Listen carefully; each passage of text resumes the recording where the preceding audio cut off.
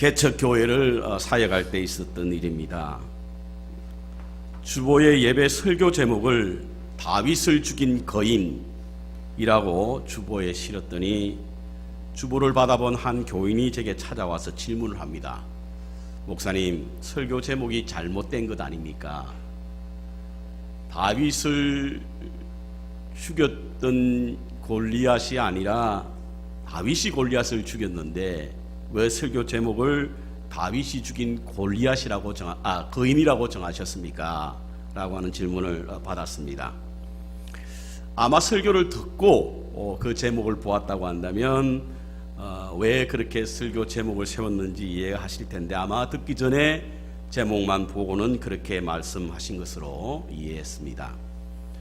저는 그 설교 말씀을 통해서 거인이라고 하는 것은 골리앗을 말하는 것이 아니라 유혹이라고 하는 의미로 다윗을 죽인 유혹이라고 하는 의미로 설교 준비를 했는데 아마 그분이 설교를 듣기 전이라 그렇게 이해를 하지 못했던 것 같습니다.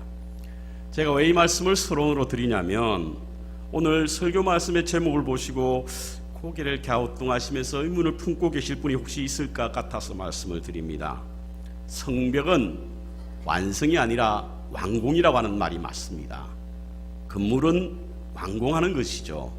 그런데 오늘 설교 제목에 성벽 완성이라고 하니까 목사님이 혹시 미스프린트를 했거나 미스언더스탠딩을 한 것은 아닌가라고 하는 생각을 할 수가 있는데요. 성벽 완공은 이미 느헤미야서 6장에 기록하고 있습니다. 그래서 6장에 보면 성벽은 완공되었습니다.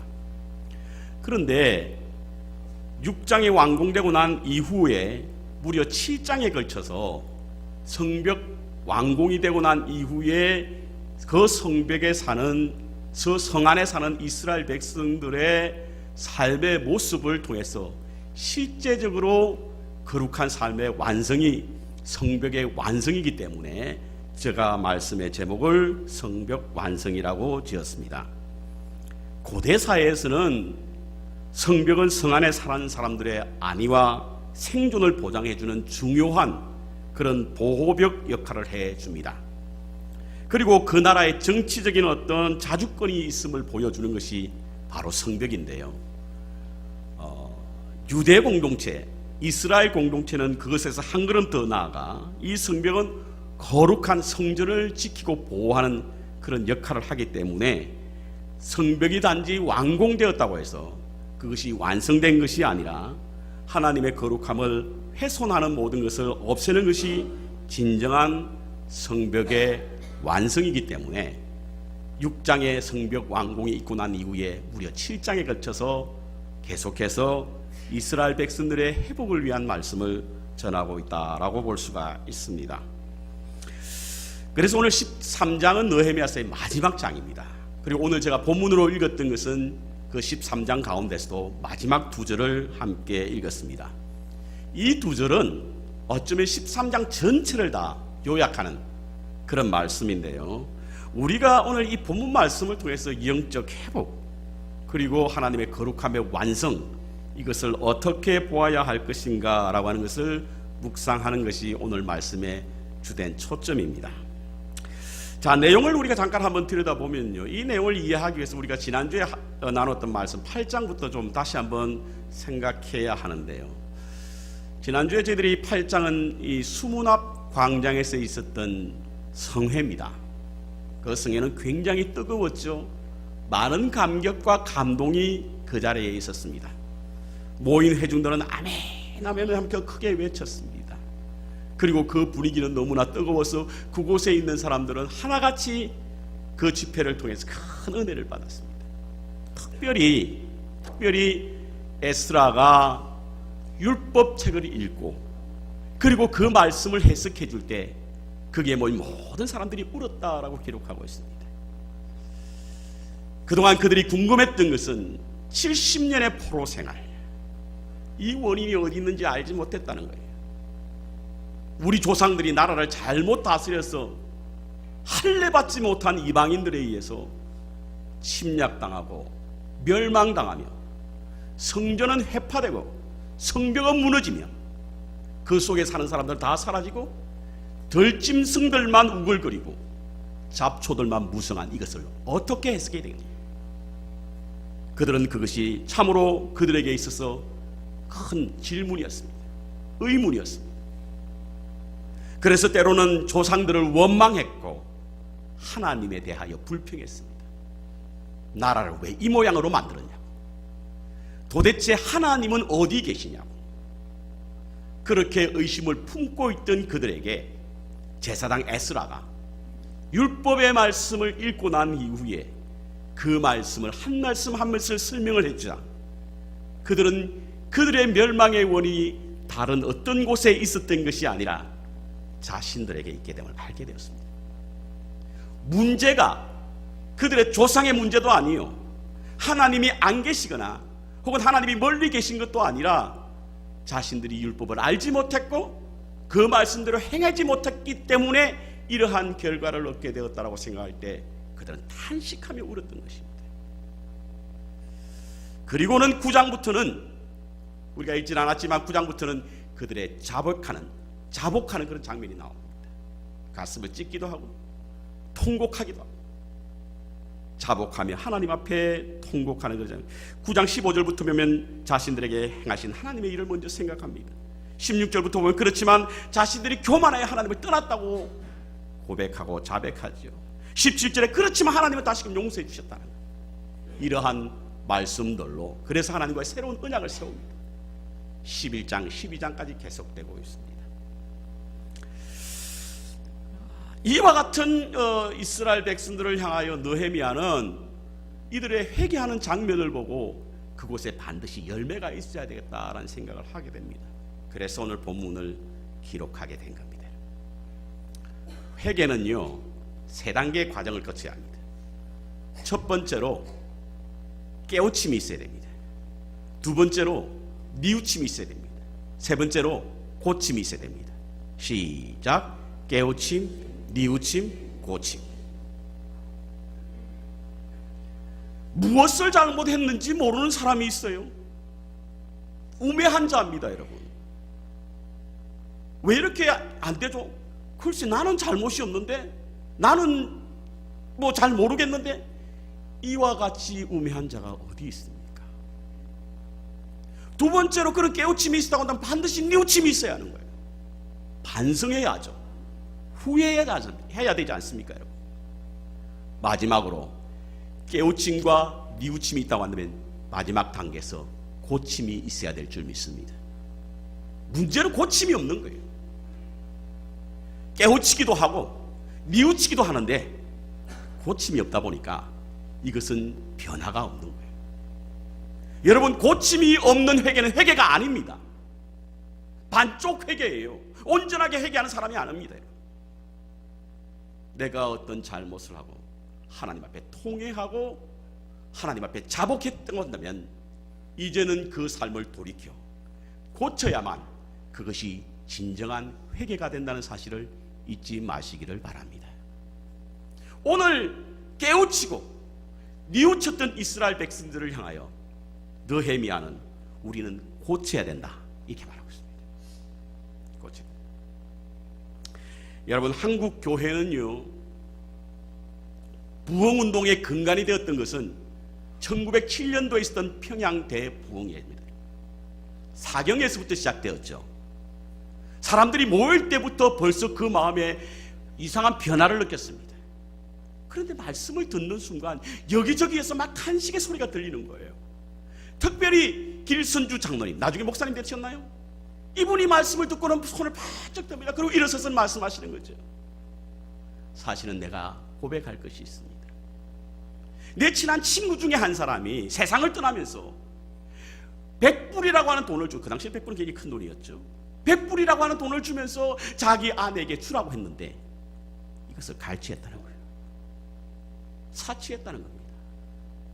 그런데 하나님의 말씀을 듣는 순간 자신의 잘못을 깨우치게 되었고 뉘우쳤기에 그 다음날 아침에 일어나서 제가 그 100불을 그분에게 돌려드리겠습니다. 이게 회개입니다. 여기저기에서 그러한 간증들이 막 일어서기 시작합니다.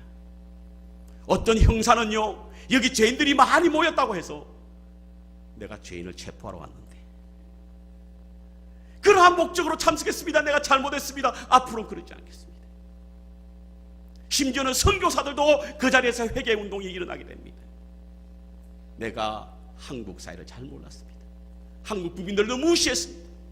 선교 방향이 틀렸습니다.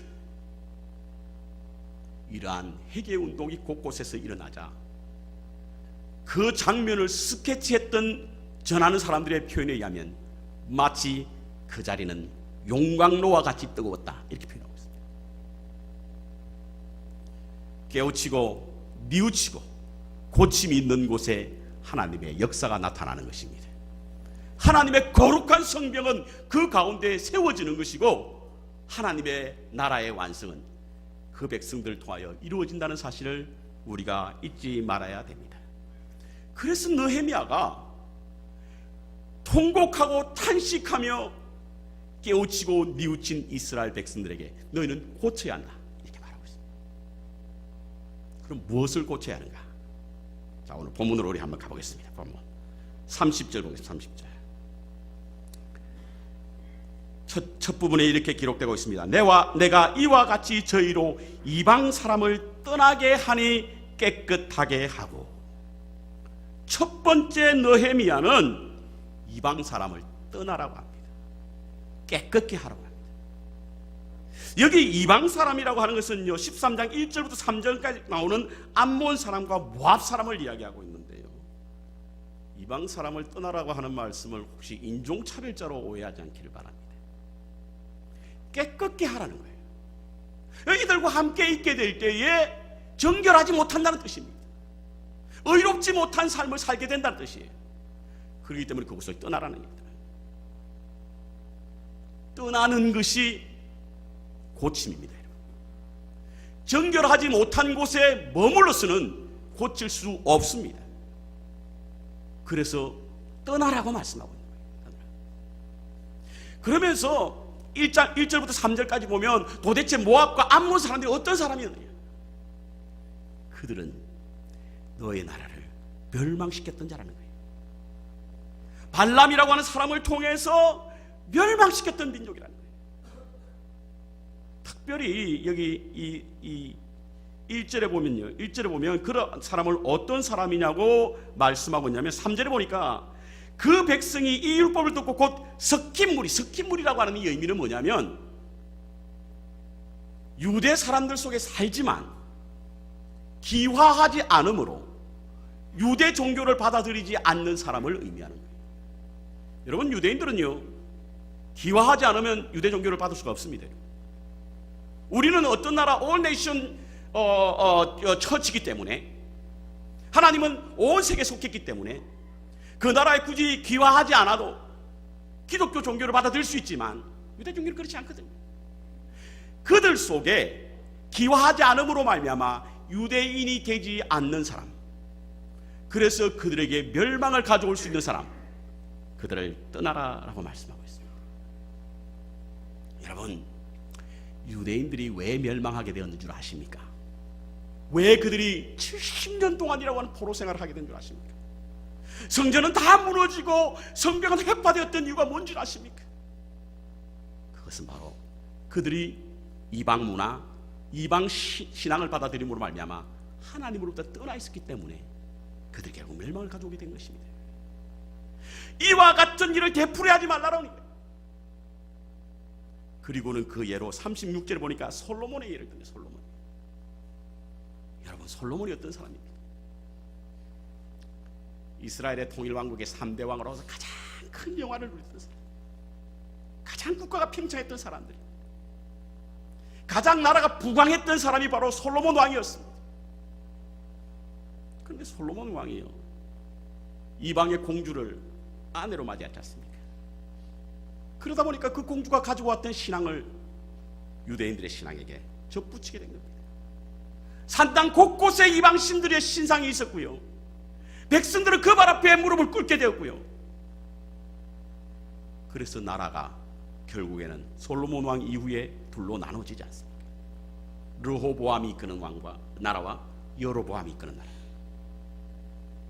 이와 같은 역사를 아는 너희들이 어떻게 다시금 계속해서 이와 같은 일을 반복해 하냐는 거예요. 그것을 떠나라는 거예요. 깨끗게 하라고 하는 이야기입니다. 정결케 하라고 하는 거예요. 여러분, 믿음의 삶을 사는 우리에게 정결치 못하게 하는 어떤 것도 떠나야만 하나님의 거룩한 성벽에 거룩한 백성으로 살아갈 수 있는 줄 믿습니다. 때로는 어떤 분들이 기독교는 너무 관용이 없다, 소위 말하는 톨레랑스의 이야기를 하면서 관용을 베풀지 않는 종교다, 이렇게 말하는 분들이 있습니다. 실제로 기독교는 그와 같은 벽이 있지요. 정결케 하기 위하여 우리가 지켜야 할 가치가 있습니다. 그런데 이 관용이라고 하는 것은 엄격한 잣대 위에서만 가능한 거예요. 엄격한 기준이 없는 관용은요, 무질서한 공동체를 만들어냅니다. 오늘날 교회가 관용이 없어서 위기가 온 것이 아니라 무원칙적인 관용이 교회에 허무는 작은 여우가 되어 있습니다. 여기저기서 교회 문턱을 낮추라고 그러죠. 안 믿는 사람도 좀 들어오게 하라고 말합니다. 그래서 안 믿는 사람들, 믿지 않는 이방 문화도 받아들이고 이방 신앙도 우리가 허용하고,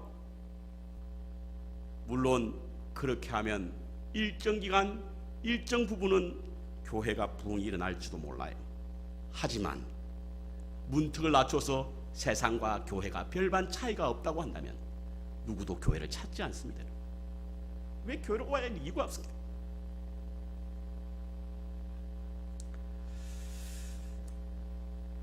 교회는 분명히 지켜야 할 가치가 있습니다, 여러분. 지난 6월 달에 제가 한국을 방문해서 건강검진을 받고 왔습니다. 몸에 좀 변화도 있고요. 오랫동안 건강검진을 받지 않아서 좀 받아야 되겠다 생각하고 검사를 받았습니다. 검사 결과지를 보니까 여기저기 좀 검사를 추적해서 해야 될 부분들이 있더라고요. 남낭 쪽에도 뭔가 하나 달려있고 갑상선 쪽에도 뭔가 하나 달려있어서 계속해서 추적해서 검사를 하십시오라고 하는 소견을 받고 제 담당 의사에게 찾아갔습니다. 그랬더니 보고는 초음파 검사를 좀 해야 되겠다 해서 초음파 검사를 했습니다. 검사를 하고 나서 한 5일쯤 지나서 닥터 오피스에 전화가 왔어요. 좀 오셔야 되겠습니다. 오셔야 된다는 말은 무슨 말이에요? something wrong이라는 이야기죠. 뭔가 좀 봐야 되겠습니다. 제 담당 의사가 플라싱에 있는데요, 여기서 플라싱까지 가는 내내 별 생각이 다 들었습니다. 별 생각. 그러면서 긴장하고 갔습니다. 의사가 그 초음파 검사지를 보면서 갑상선 오른쪽에 5mm짜리 암이 하나 있고 왼쪽에 한 3mm짜리가 하나 보입니다. 담낭은 좀 더 복부 초음파 검사를 해야 알겠습니다. 그런데 의사가 하는 말이 좀 더 지켜보자는 거예요. 저는 암은 빨리 떼어내야 되는 걸로 알고 있거든요. 그런데 한 6개월 있다 다시 검사해서 그때 수술 날짜를 잡자는 이야기죠. 왜 그러냐고 물었더니 잘하지 않으면 괜찮대요. 잘하지 않으면. 뭐 암도 우리 지체 중에 하나지 않습니까? 암이 무서운 것은 다른 것을 파괴시키기 때문에 무서운 건데 파괴시키지 않으면 괜찮다는 거예요. 저는 그때 처음 알았습니다. 암도 다른 기능을 파괴시키지 않으면 그렇게 위험한 것은 아니구나. 그런데 죄는 어떻습니까? 죄는요, 매우 급진적으로 확장성을 가지고 있습니다. 인간의 일생이라고 하는 책을 쓴 이재철 목사님에 의하면 죄가 5가지 속성이 있는데 죄는 매우 기민성이 있대요. 굉장히 빨리 번져나간답니다. 2번째, 대담성이 있대요. 3번째, 결실성이 있답니다. 확산성이 있대요. 둔감하게 만든다. 그래서 죄가 우리 가운데 들어오게 되면 들어온 그곳에서부터 우리 모든 삶의 영역으로 다 퍼져서 우리를 죄악 가운데 빠지게 만든다는 거예요. 존 버년이 그런 말씀을 했더라고요. 어떤 드라마를 보니까 그것을 인용하는 그런 내용이 나오는데, 작은 구멍이 배를 침몰시키듯 작은 죄가 우리를 파멸시킨다. 이렇게 보면 암보다 더 무서운 게 죄입니다, 여러분. 암은요, 번지지 않으면 괜찮아요. 전이가 되지 않는 암은 괜찮습니다. 그런데 죄라고 하는 속성은 처음에는 가볍게 들어올지 몰라도 그것이 우리를 파멸시키거든요. 그래서 우리가 죄로부터 자유함을 얻기 위해서는 떠나는 겁니다. 정결케 하기 위해서는 떠나는 겁니다. 성벽을 완성했던 느헤미야는요, 이스라엘 백성들을 향하여 너희는 죄로부터 떠나라. 이방의 문명과 이방의 신앙부터 떠나라. 그리고 정결케 하라. 이러한 고침이 있으라고 말씀하고 있습니다. 혹시 아직도 죄의 습성에 사로잡혀서 떠나지 못하고 끊지 못하는 분이 계십니까? 떠나야만 고쳐지는 것이고, 고쳐야만 진정한 회개가 있으며, 진정한 회개가 있어야만 거룩함을 보존할 수 있는 줄 믿습니다. 두 번째는 다시 30절 보겠습니다.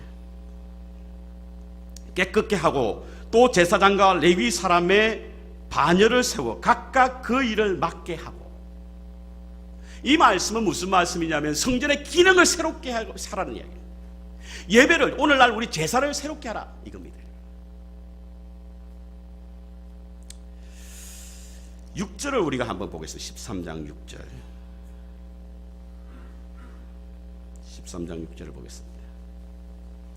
13장 6절에 보면요, 느헤미야가 잠깐 바벨론 왕 아닥사스다의 32년에 내가 왕에게 나아갔고 며칠 후에 왕에게 말미를 청하고 예루살렘에 이르렀다. 그러니까 느헤미야가 아닥사스다 왕 20년 때에 성벽을 재건하기 위해서 왔단 말이에요. 32년에 아닥사스다 왕을 보러 갔다고 한다면 12년 만에 아닥사스다 왕을 보러 간 거예요. 그런데 갔을 때 무슨 일이 있었느냐? 그곳에 잠깐 가서 돌아와 보니까 어떻게 되었느냐? 11절 보겠습니다. 11절 같이 읽겠습니다. 11절 시작. 내가 모든 민장을 꾸짖어 이르기를 하나님의 전이 어찌 버림받아 되었느냐? 하나님의 전이 어떻게 버림받아? 하나님의 성전이 어떻게 이 모양입니까? 민장은 당시에 관리들을 말합니다.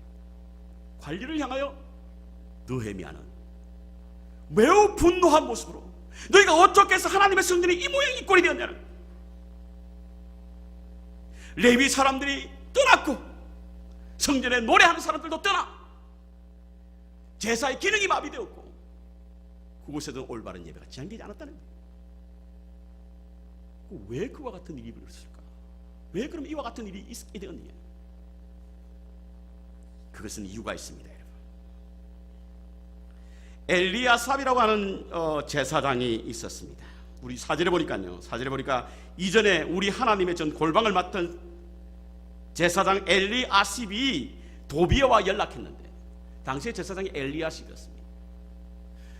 그런데 이 엘리아십이 성전에 보면 어떤 방 하나가 있었는데 그 방은 제사에 쓰이는 제물과 봉사자들에게 사용할 양식과 그리고 제사장들에 주는 그 제물을 보관하는 그 방이었습니다. 그 방에 도비야라고 하는 사람에게 방을 준 거예요. 그러다 보니까 이 도비야가 이방인이었잖아요. 자기에는 제사 예배와 별 상관이 없습니다. 그러다 보니까 거기에 있는 모든 물건을 다 바깥으로 내버린 거예요.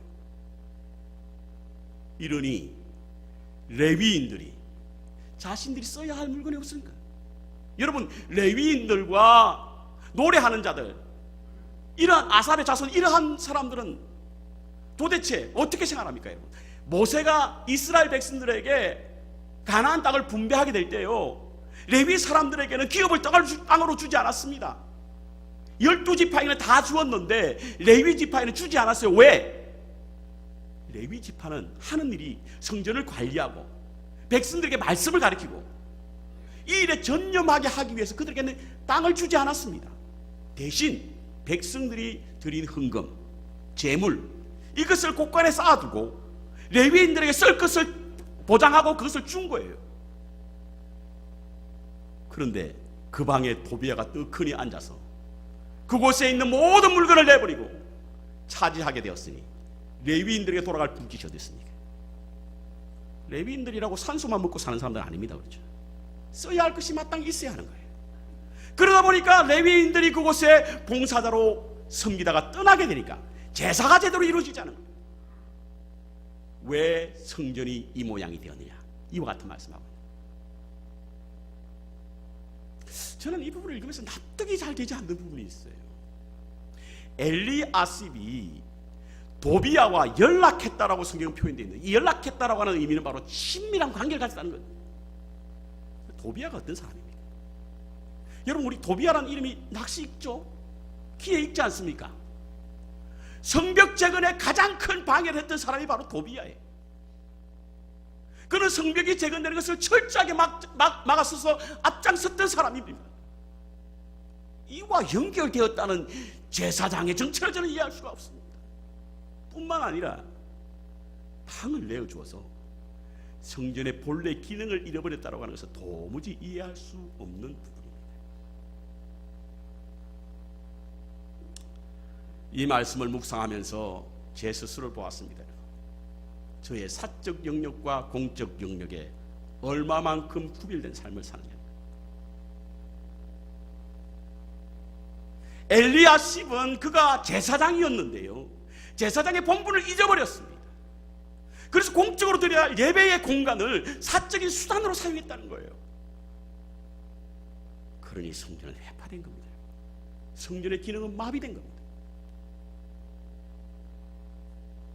우리는 지도자의 사적 영역과 공적 영역의 혼란으로 말미암아 큰 아픔을 경험했던 민족입니다. 그래서 무엇보다도 교회 지도자들이 가져야 하는 분명한 경계선, 이것이 얼마나 중요한지 우리는 알게 됩니다. 인간에게는요, 소유욕이 있습니다. 인간의 본성에게는 소유욕이 있습니다. 그래서 누구든지 자기 것으로 여기는 사람들이 있잖아요. 인간에게 본성에 소유욕이 있다는 것을 알 수 있는 것은 우리 아이들 보면 알 수 있어요. 아이들 보면. 아이들은요, 아무것도 모르는 아이들이 무조건 자기 거래. 그렇죠? 우리 보통 이렇게 뭐 구역 예배, 속회 예배 이렇게 가보면 아이들이 있는 가정들이 모입니다. 처음에는 재밌게 놀아요. 한 1시간쯤 지나면 무슨 일이 난다고요? 싸우기 시작하는 거예요. 경험이 많은가 봐. 싸우기 시작하는 거예요. 그럼 이제 싸우면 어떻게 된다고요? 아, 이제 집에 가자. 집에 갈 시간 됐다. 그러면서 일어나잖아요. 근데 싸움을 가만히 들여다보면 왜 싸우냐면 이 지 거라는 거지. 내가 놀았기 때문에 내 거라는 거예요. 쌍둥이 아이들 보면요, 엄마 아빠를 놓고도 자기 거래. 자기 거. 왜냐하면 인간은 소유욕이 있기 때문에 그렇습니다. 엘리야십이 제사장으로 섬기다가 오랫동안 자기가 섬겼던 그곳이 자기의 소유로 느낀 거예요. 그러다 보니까 그의 공적 영역에서 사적 영역이 침범한 겁니다. 도비아에게 벌망을 내준 겁니다. 교회의 성전은 해파되었습니다. 예배 기능은 상실되었습니다. 그것을 다시 세웠습니다. 여러분. 오늘 본문 우리가 읽었던 30절에는요, 그와 같은 또 제사장과 레위 사람을 반열에 위해 세워서 그 일을 맡게 하고, 13절에 보십시오. 13절에 내가 제사장 셀레마와 서기관 사독과 레위 사람 버다야를 고지기로 삼고 마따냐와 그 손자 삭굴의 아들 하나로 버금가는 삼았나니 이는 저희가 충직한 자로 인정됩니다. 충직한 자로 다시 세운 거예요.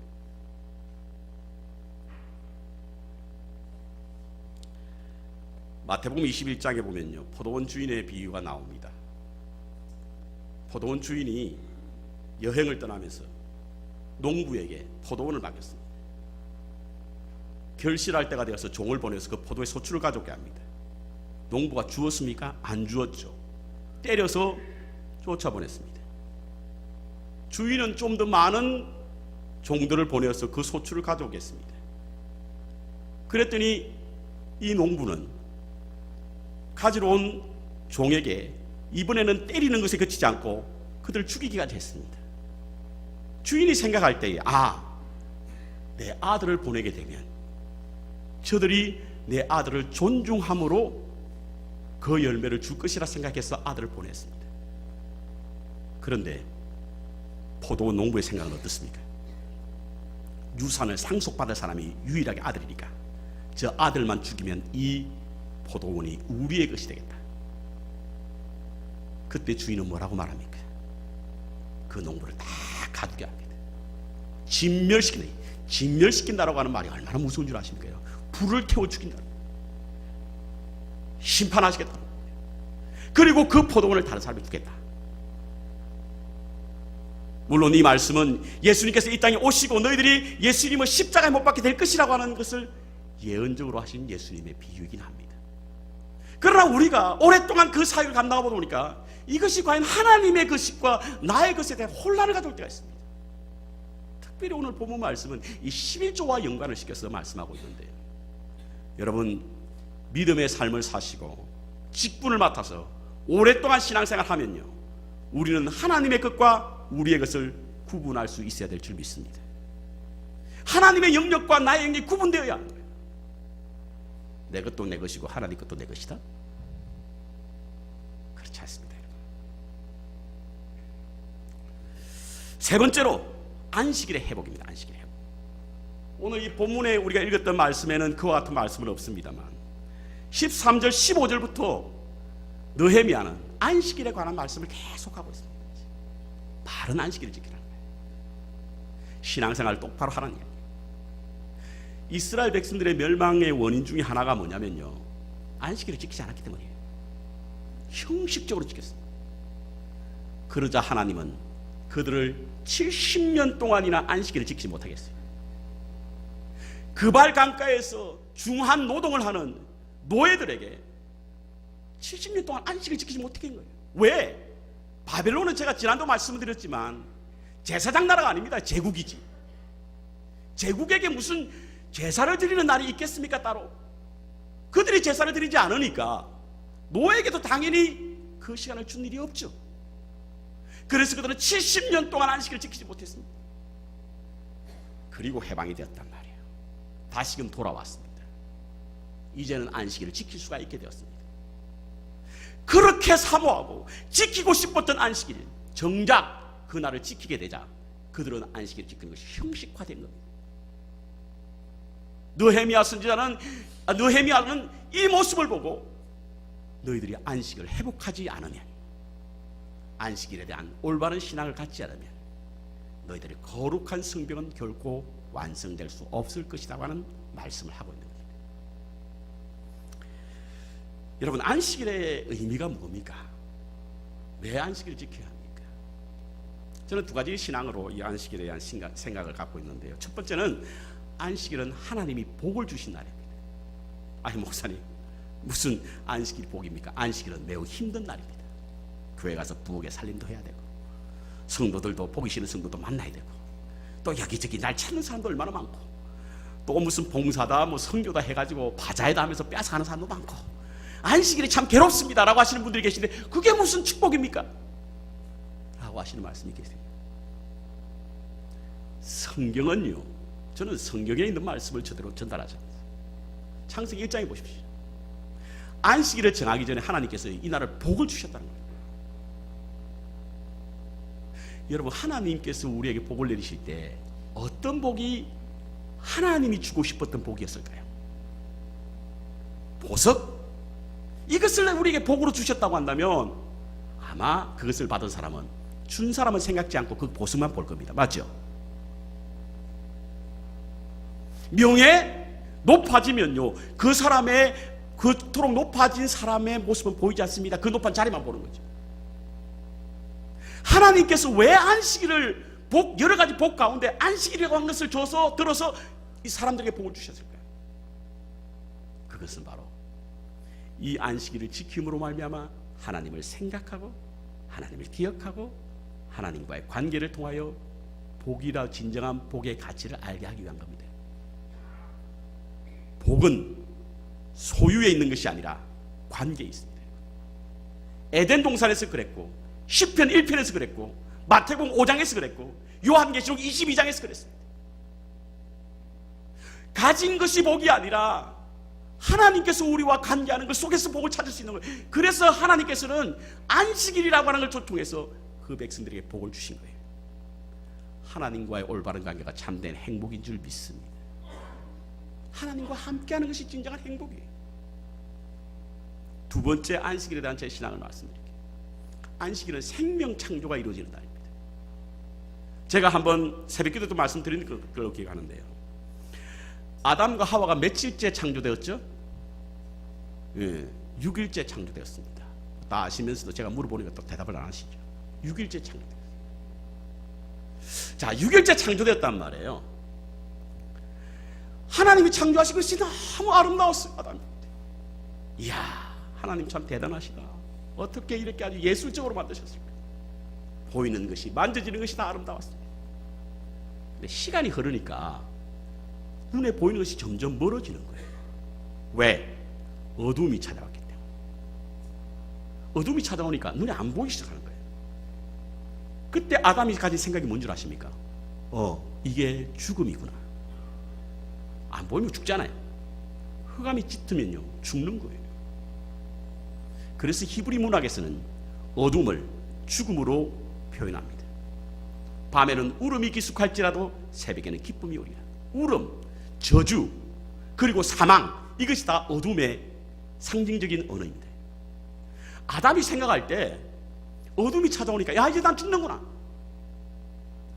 그래서 밤새 그 어둠 속에서 죽음의 삶을 살았어요. 그런데 어디선가부터 빛이 오기 시작하는 거예요. 어둠을 걷어냅니다. 그리고 어제 보았던 하나님의 피조물들이 눈에 들어오기 시작하는 거예요. 그때 아담이 가졌던 것은 살았다. 근데 그날이 어떤 날이라고요? 안식일입니다. 안식일은 잃어버렸던 생명이 회복되는 날입니다. 여러분, 세상 속에서 살면서 하나님 잊어버리고 살았잖아요. 영원한 생명이라고 영생을 잃어버리고 삽니다. 세상의 여러 가지 세속적인 일들로 인해서 하나님의 꿈을 잃어버리고 살 때가 많습니다. 안식일은 잃어버렸던 것을 회복하는 것이고 죽었던 것을 살아나는 것입니다.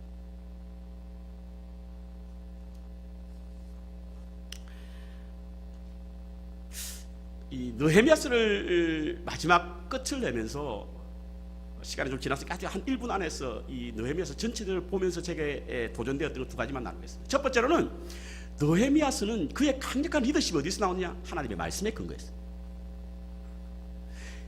말씀 곳곳마다 구약의 선지자들의 이야기, 왕들의 이야기, 율법의 이야기, 이것을 근거로 삼습니다.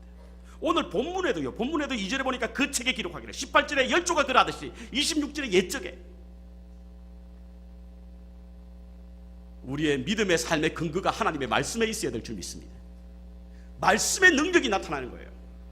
두 번째, 그는 기도를 능력의 원천으로 하고 역동적인 힘을 삼았습니다. 말씀을 드렸지만 느헤미야는 하나님의 현현을 발견했던 사람 아닙니다. 뭐 하나님의 살아나시고 하나님의 직통 계시를 받고 귀로서 하나님의 음성을 들은 이거 보면 하나도 없어요. 그럼에도 불구하고 그는 말씀에 근거한 믿음의 삶을 역동적으로 행할 수 있는 능력을 기도로 삼는 겁니다. 그래서 말씀과 기도가 중요한 거예요.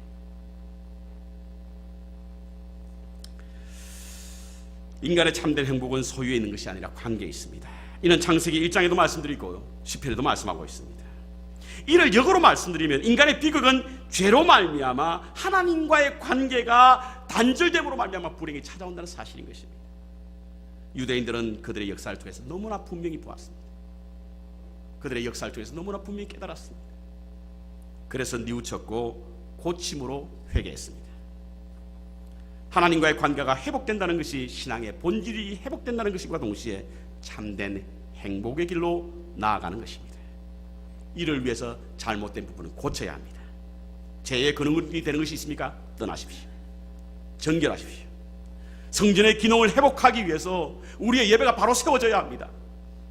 뿐만 아니라 안식일을 기억함으로 하나님을 찾는 우리가 되어야 합니다. 이로 인해서 세상의 어떤 유혹에도 흔들리지 아니하고 하나님의 거룩한 백성으로 믿음의 승리자가 되시기를 주님의 이름으로 축원합니다.